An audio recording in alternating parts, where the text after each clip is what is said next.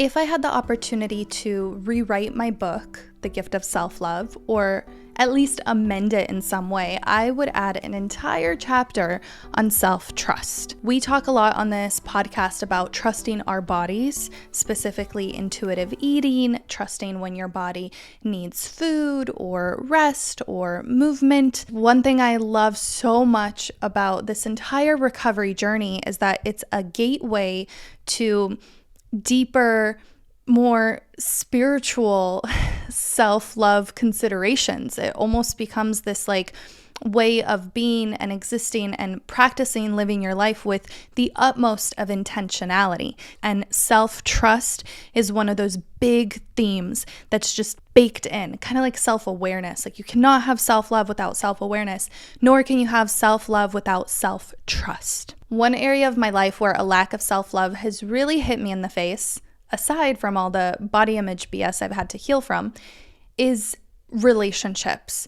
Getting myself in toxic dynamics, especially as a teen, wanting to trust grown-ass men over myself, constantly making excuses for people, getting gaslit, and then eventually to a point where you gaslight yourself into ignoring the red flags, ignoring the warning signs, wanting to be wanted so badly that it gets in the way of you choosing yourself. And I think that like regret that comes with a lack of self-trust is so big, because you know that feeling of like, oh, I knew it. You know, I knew from the start that this person made me feel weird. I knew from the start that this job position just didn't feel good, but I took it anyway. And now I feel myself in an even worse position than when I started. And sometimes when we act out of desperation, when we sabotage that self-trust, it only begs and shouts for us to listen to it louder.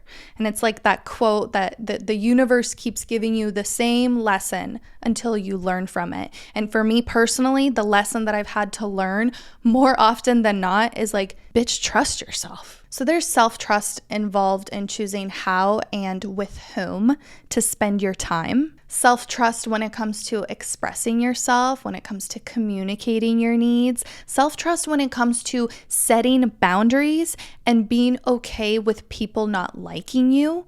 Because again, when you are living true to yourself, it doesn't matter how other people react to it. All that matters is that you feel good about it. And there's so much self-trust involved in decision making, knowing how to decipher between when to leave and when to lean in. Trusting yourself will help you make decisions that are more aligned with your values, avoid regret, and feel at peace with every decision, even if it doesn't necessarily result in the way that you planned. Trusting yourself will help you differentiate between fear and intuition, which we're going to talk about a little bit later in this episode when we get to the how to trust yourself part. But also, self-trust will help you avoid getting influenced, pressured, gaslit, just like I mentioned, happens so much in particularly romantic relationships. Trusting yourself doesn't mean you won't fall. It simply means that you'll more often than not land on your feet like a cat. And lastly, self-trust will help you enjoy the process. What process, you might ask? Any process, your process, all the processes. In this episode, we'll talk about how to trust yourself in both big spiritual mindset type of ways and small ways that you can practice self-trust today. But first, I'd like to read a positive review from one of our listeners, our self-lovers. This was left just recently, and she wrote, "Mary is wise beyond her years and has given this 50-something woman some new things to think about. Sage advice grounded in science, recommended listening for every woman." Thank you so much for listening and for trusting me, even though I'm young-ish. I am just really grateful for people who are open-minded enough to hear this message. Okay, so let's talk about one thing that gets in the way of self-trust. I know you're expecting me to say other people's opinions, social media, but this one is even more insidious than that. Aside from Google and social media and that nasty voice inside your head, you know what else gets in the way of self-trust a lot? Intellect.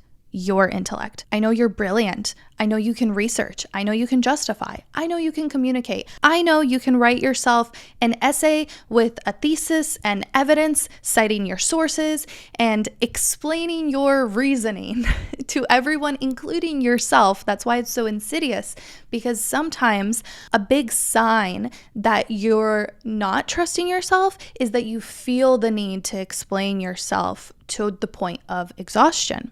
And a big sign that you are trusting yourself is that this need to make it make sense to yourself, this need to justify, to analyze, to come to the same conclusion over and over again in different ways, is just you trying to prove to yourself that you have basis to what you're feeling. But the thing about self-trust is that you don't need to explain yourself to anyone, not even yourself. It can be enough to say, I don't feel like it. I don't want to. This does not feel right.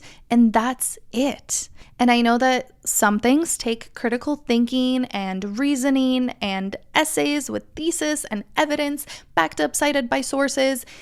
Yes, if it's something serious that involves other people that could help or harm somebody else, then yes, we definitely need our policymakers to be going through the same extent that you go through to prove to yourself that you deserve to eat a big dinner tonight. You do not need to go through all that. You can just say to yourself, I'm hungry.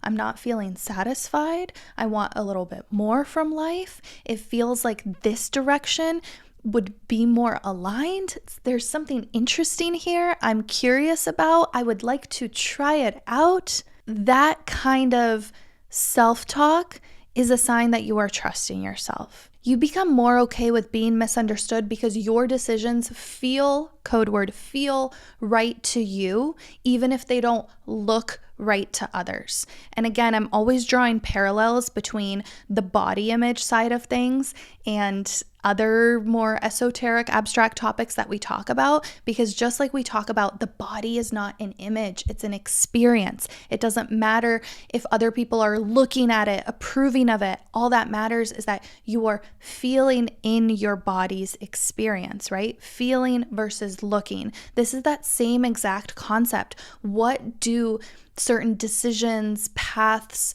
beliefs feel like in your body? It does not matter what they look like on the outside. You have to tune inward. But let's talk about 3 big ways that you must remember to practice self-trust.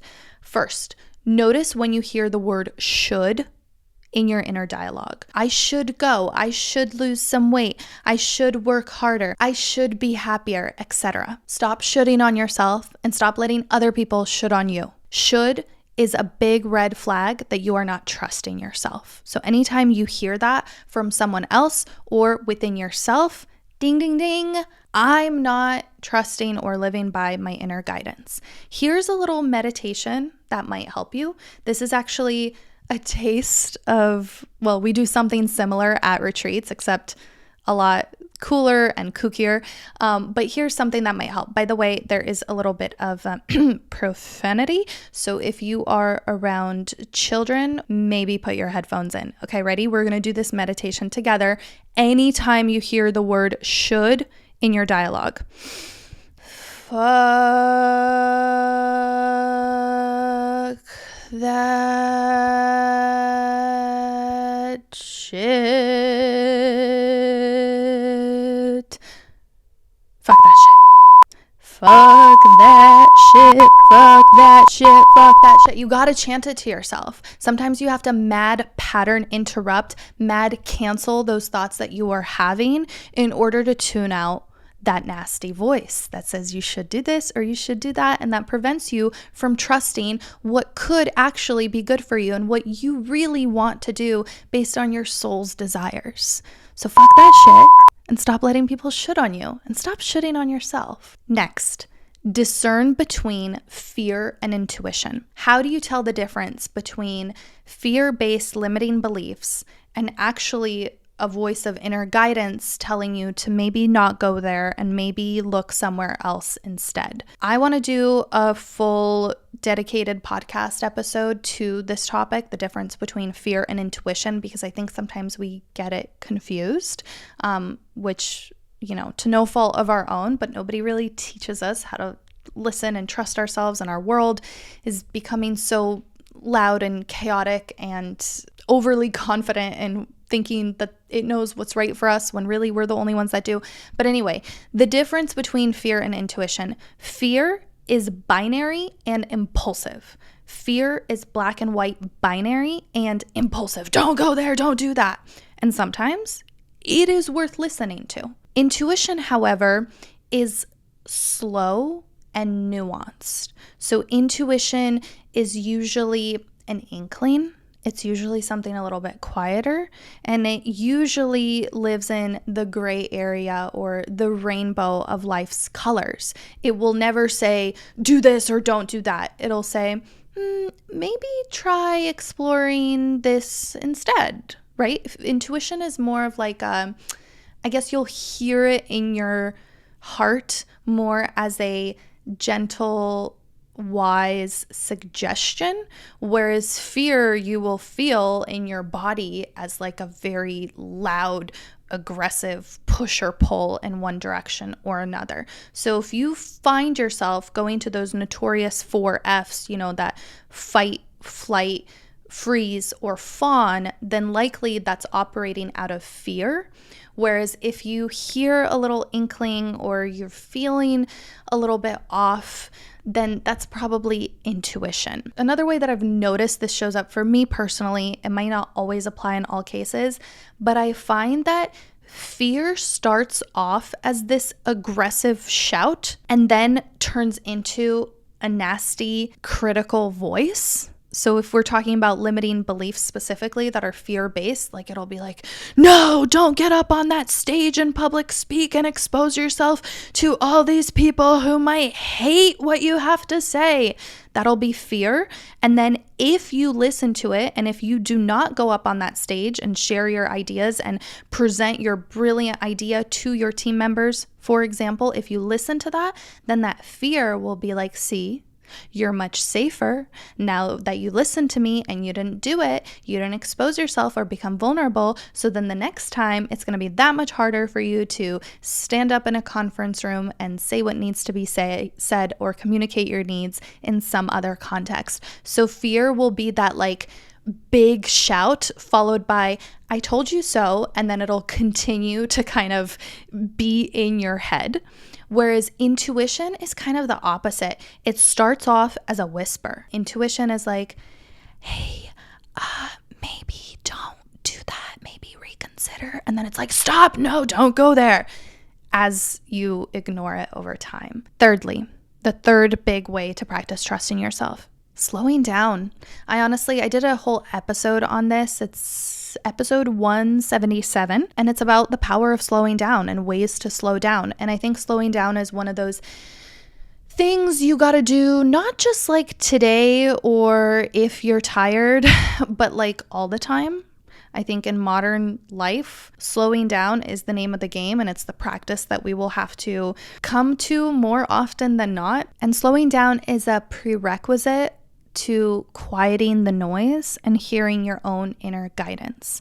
So those are the 3 like big mindset esoteric things. Is firstly, notice the word should in your dialogue. Fuck that shit. Secondly, discern between fear and intuition. And thirdly, slow down. You really need to have the time and the space to hear yourself. And that only happens when you sit with yourself. Here are 3 small ways to practice self-trust. Speaking of sitting with yourself, the next time that you are walking, driving, working out, existing, do not play anything. Do not play music. Do not scroll your phone. Do not listen to a podcast. Feel free to turn this off now if you need time to sit and listen to yourself. Spend time with yourself in silence. That's going to help you hear yourself. Another small way to practice self-trust, and this is going to be like a mini challenge for you that I think is fun.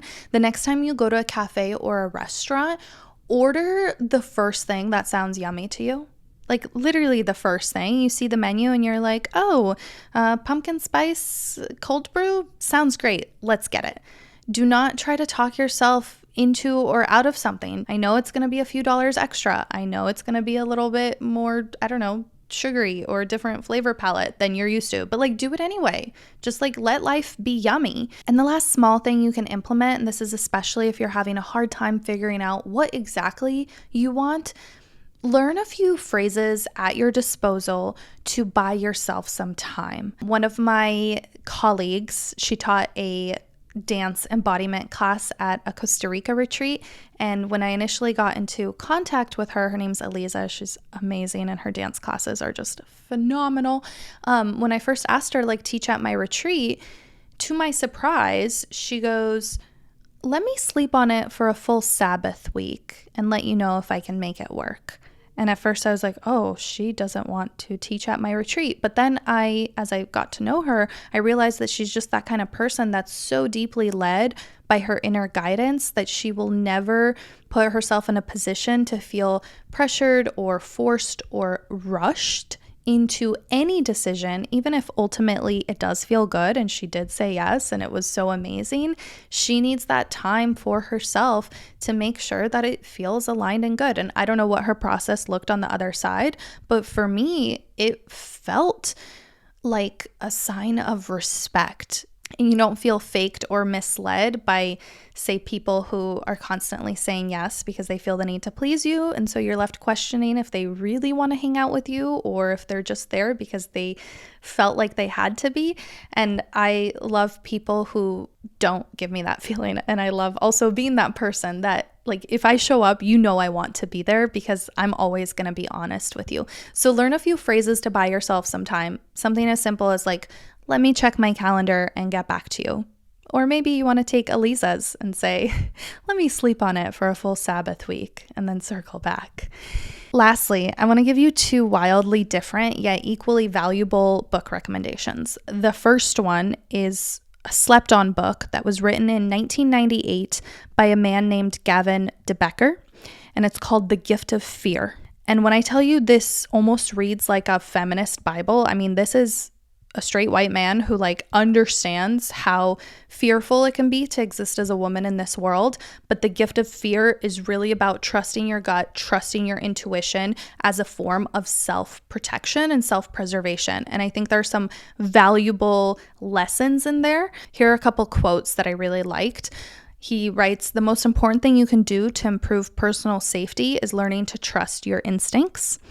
And then later on, he says, act confident and you are more likely to stay safe. Another reason to build your confidence. And lastly, this is a book that I'm currently going through. It's called The Listening Path by Julia Cameron.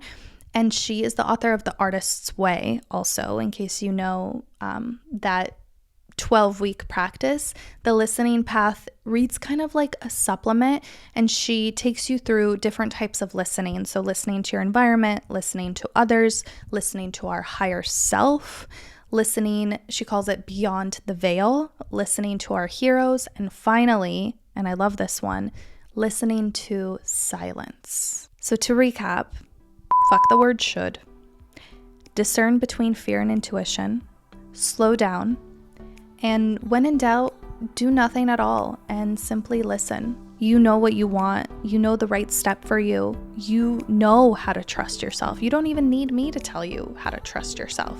I'm just here to remind you. And I want to leave you with this Rumi quote that says, let yourself be silently drawn. I love that. Silently drawn. Let yourself be silently drawn by the strange pull of what you really love. It will not lead you astray.